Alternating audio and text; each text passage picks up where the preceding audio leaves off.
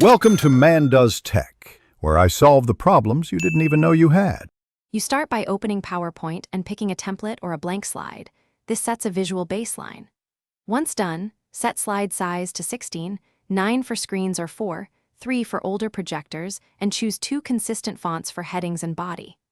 Now add your title and subtitle placeholders, then insert any logo or hero image and align it with grid lines. Make sure to save early and name the file so you don't lose progress as you begin building. Next, you focus on consistent layout.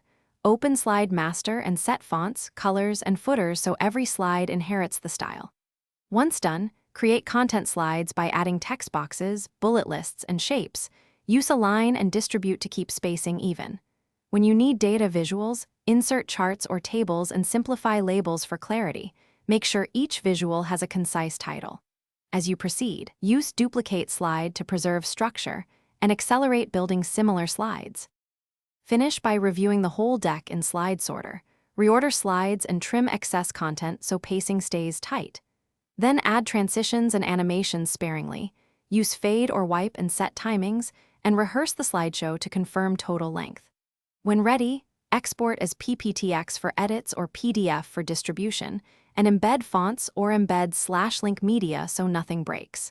If something fails, check linked file paths and reinsert missing media before sending the final file. Thanks for watching. If you found this helpful, don't forget to like and subscribe.